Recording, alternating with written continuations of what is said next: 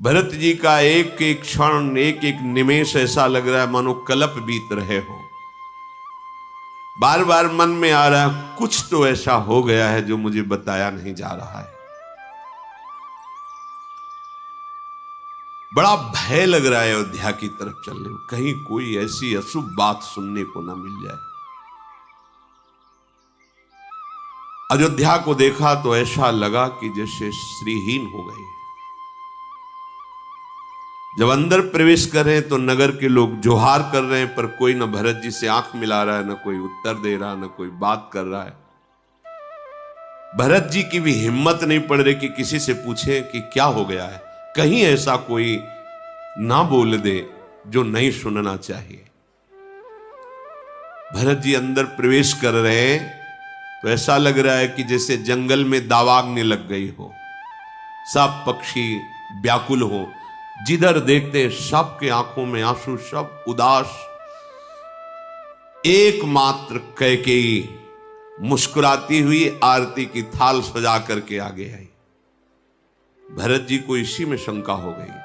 संपूर्ण अयोध्या अश्रु से युक्त और उदासीन, और माता मुस्कुरा रही, आरती लेके आ रही।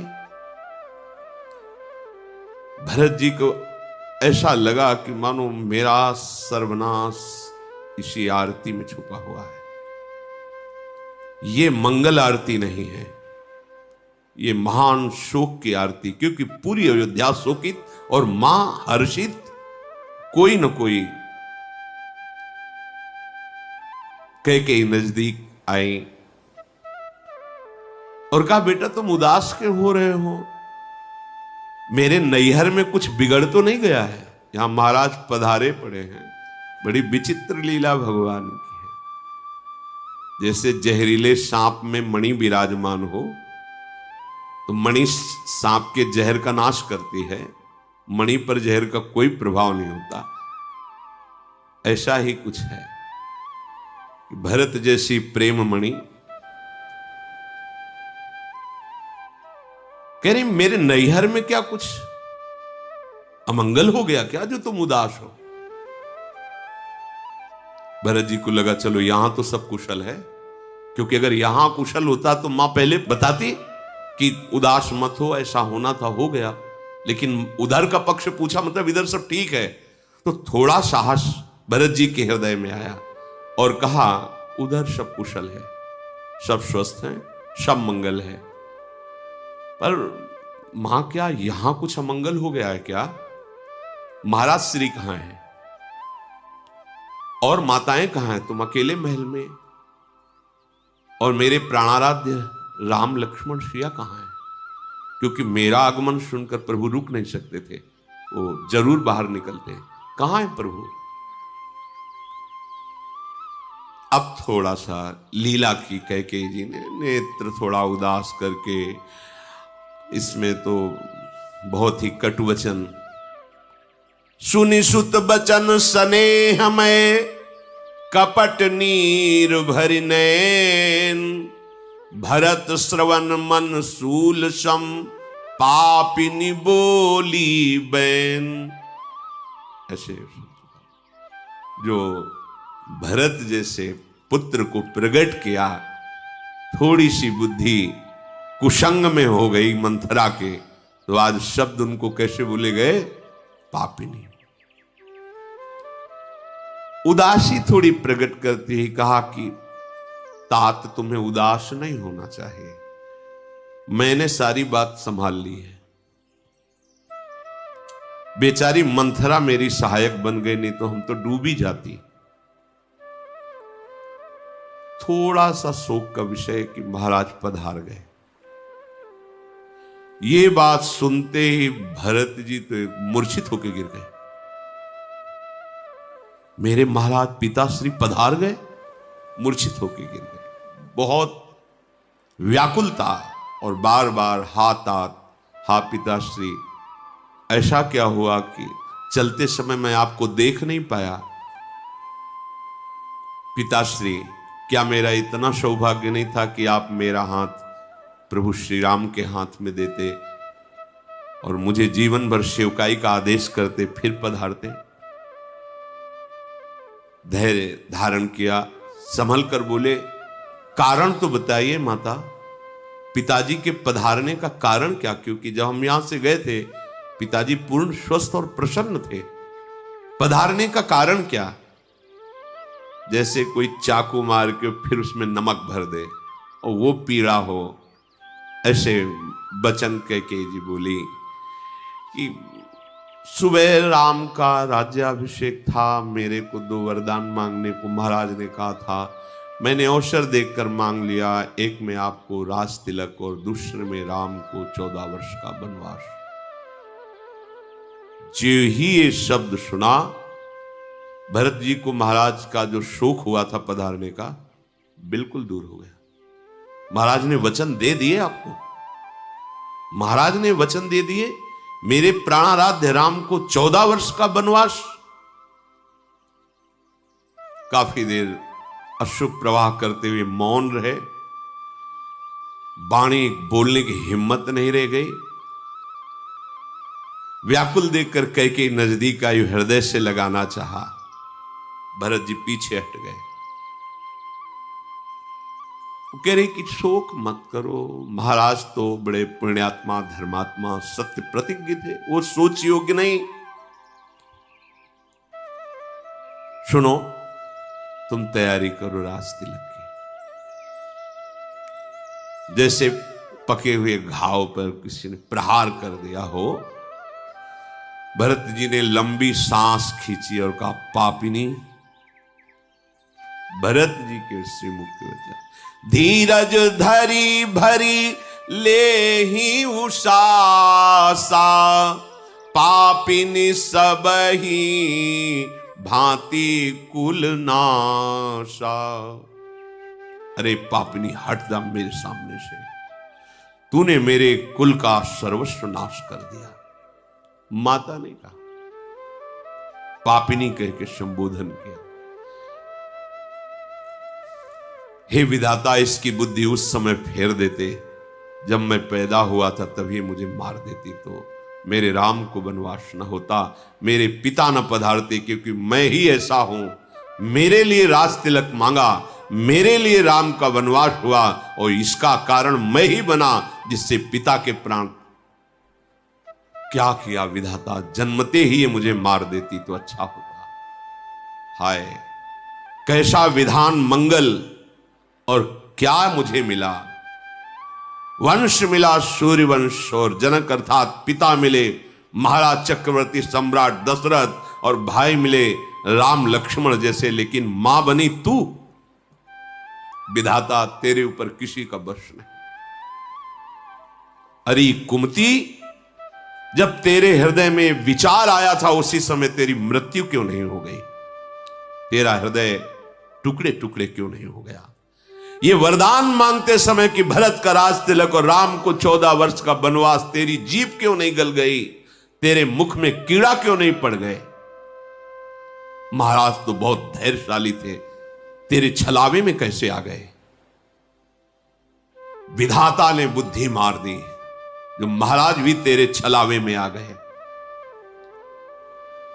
महाराज तो सरल स्वभाव, सुशील, धर्मपरायण, पर तेरा जो भीलिनी जैसा स्वभाव, बीणा बजा रही है मधुर, पर मृग सुनकर आ गया और वो बाण से बेंध दिया।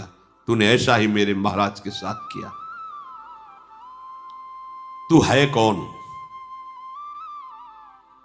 मैंने तो देखा कि जो ईर्ष्या करते थे महाराज से, वो भी राम जी को प्यार करते थे। आज तक राम का कोई शत्रु हो त्रिभुवन में, ऐसा तो सुना ही नहीं। पर तू है कौन? सच बता, तू कौन है जिसे राम कड़वे लगने लगे, जिसे राम ऐसे लगे कि 14 वर्ष का वनवास? अच्छा, तू उठ हमारे सामने से और जा, आज के बाद जीवन में कभी मुझे मुख मत दिखाना। मुंह में स्याही पोत कर था, मुंह काला करके मेरे सामने से निकल जा। आज के बाद कभी तुझे मैं मां नहीं कहूंगा। भरत जी, ये भगवान के प्रेम का स्वरूप है। भरत जी साष्टांग दंडवत प्रहलाद जी ने हिरण्यकश्यप की थी, पर जब हरि की निंदा की तो दैत्यराज कह के संबोधन किया। भरत जैसे परम पवित्र प्रेम स्वरूप कुमति पापिनी, तेरी जबान नहीं गल गई? तू उस समय मर नहीं गई जब तू राम को वनवास मांग?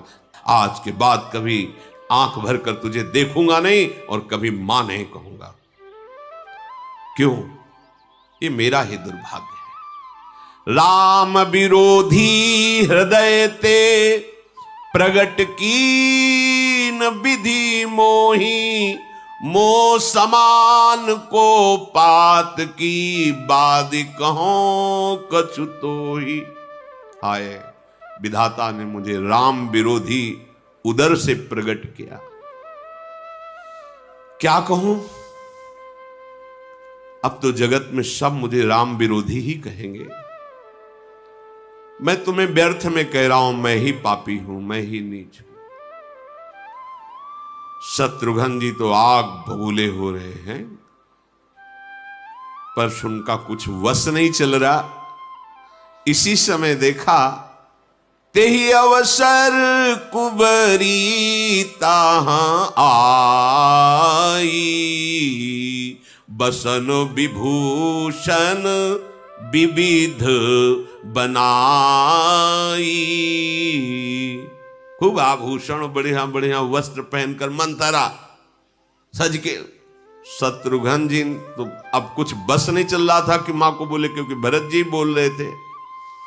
जी ही देखा मंथरा को कि सारे विष की बेल यही है और सज के आई है। अब क्योंकि कैकेयी का मनोरथ पूरा हुआ तो अच्छे अच्छे आभूषण सब राजरानी के एक ही ये सजी है। पूरी अयोध्या में मंथरा ही सजी है, नहीं सब उजड़े हुए हैं इस समय। मुस्कुराहट कैकेयी जी के मुख में, सजावट मंथरा के। लखनलाल के भाई है शत्रुघ्न जी। देखा कि ये ऐसे शोक के अवसर पर आभूषण वस्त्र जागे, एक लात मारी, मुंहभरा गिर गई, दांत टूट गए, खून निकलने लगा। और वो बोली, मैंने क्या बिगाड़ा, मैंने तो भला ही किया। बाल पकड़ करके उसे घसीटते शत्रुघ्न जी। भरत जी ने, रहने दो रहने दो। भरत दयानिधि दीन छड़ाए, छोड़ो इसको, रहने दो, इसके अब मारने से क्या होगा। भागते हुए बड़ी माता कौशल्या जी के महल की तरफ गए। एक एक कदम चलते नहीं बन रहा भरत जी को। देखा जा करके तो मलिन वसन, विवरण, विकल कृष शरीर दुख भार, कनक कलश बर बेली बन मानो हनी तुषार। जैसे बहुत कड़ाके की ठंड में पाला पड़ जाए, कोई कोमल बेली सूख जाए, ऐसी दशा कौशल्या जी की। आंसू चल रहे, महाराज के समीप बैठे हुए बार बार हा राम, हा महाराज, ऐसा कौशल्या जी विलाप कर रहे। भरत जी ने जाके प्रणाम किया। भरत को देखते ही माता हृदय लगाना चाहती थी, पर फिर मूर्छित होकर गिर गई, क्योंकि भरत जी बिल्कुल रघुनाथ जी की ही रूप वाले हैं, शत्रुघ्न जी लखनलाल के बिल्कुल। ये दोनों जोड़ी ऐसी है कि थोड़ा पहचानने में सहसा ना आने वाली। भरत जी राम जी, लखन जी और शत्रुघ्न जी। भरत जी को देखते ही एकदम रामाकार वृत्ति, मूर्छित हो गई कौशल्या। भरत जी बड़े व्याकुल हुए। माता को फिर जल आदि से मुख प्रक्षालन करके